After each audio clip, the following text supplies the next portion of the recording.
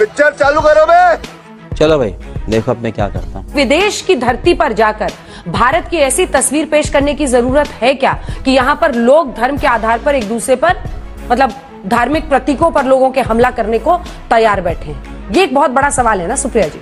अभी बता है भाई, अभी बता है। अभी मजा आएगा ना भिड़ो। चलिए शुरू करते हैं।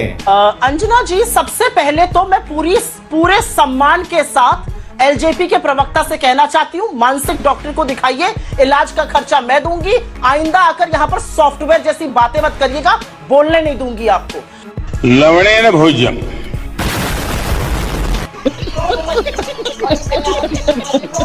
आपके नेता खुद कास्ट सेंसस की बात कर रहे हैं। आपके नेता और बीजेपी में तनातनी सबको पता है क्या चल रही है। मेरा मुंह मत खुलवाइए, उस पर दिक्कत में आ जाइएगा। ना बोलने लायक रहिएगा, ना बचाने लायक रहिएगा। आपने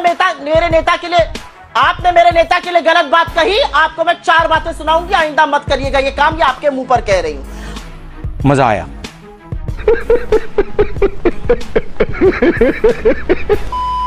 आपने सवाल पूछा यहाँ पर कि राहुल गांधी विदेश जाकर ऐसा क्यों करते हैं। राहुल गांधी विदेश जाकर देश की बात कर रहे हैं। राहुल गांधी चाइना जाकर ये नहीं कह रहे हैं कि अरे पैदाइशी शर्मिंदगी हो गई, जो मोदी जी ने कहा। राहुल गांधी जी ये नहीं कह रहे दक्षिण कोरिया जाकर कि हिंदुस्तान में पैदा होने वाले लोग कोसते थे अपने भाग्य को।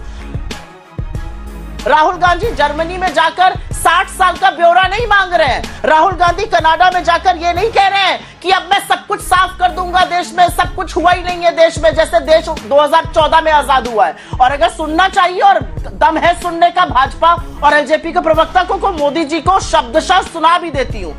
छोड़ो यार, कुछ होगा नहीं। अरे भगवान बचाए नहीं, पता नहीं पिछले जन्म में क्या पाप किएगा, हिंदुस्तान में पैदा हुए। ये नरेंद्र मोदी जी के विचार थे और चीन हमारे शत्रु देश की धरती पर बोल रहे थे। यह है आपके प्रधानमंत्री की असलियत। इतना छोटा पहले कभी नहीं हुआ होगा। तुम चुल्लू भर पानी में जाके डूब के मर जाओ। थोड़ी मर्यादा रखिए। यहाँ पर ये जो झूठा आक्रोश ना, ये बड़ा पुराना हो गया जुमला। विदेशी धरती पे ये क्या बात? अरे देश की बात कहीं पर भी होगी। देश के लोगों से मुखातिब थे, क्यों नहीं बात करेंगे देश की? आप जाकर देश के 70 सालों को कोसिए, आप बड़ा राम भजन कर रहे हैं। हम अगर सवाल उठा दे हम गलत कर रहे हैं। आप तो हिंदुस्तान में पैदा होने वाले लोगों के बारे में कह रहे हैं कि लोग अपनी किस्मत को कोसते थे। राहुल गांधी जी ने आरक्षण पर बड़ी 2 टूक बात करी है, वो शायद इन लोगों के सिर के ऊपर से निकल गई।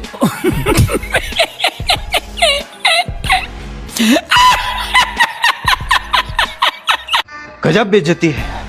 राहुल गांधी जी ने कहा है 90% लोगों की कोई भी भागीदारी नहीं है और उनको जरूर भागीदारी मिलनी चाहिए। राहुल गांधी जी ने उसके बाद कहा है कि हम सोशियो इकोनॉमिक कास्ट सेंसस कराना चाहते हैं, जिससे कि जनरल कास्ट के भी जो गरीब है उनका भी पता चले और दलित आदिवासी पिछड़ों का जरूर पता चले।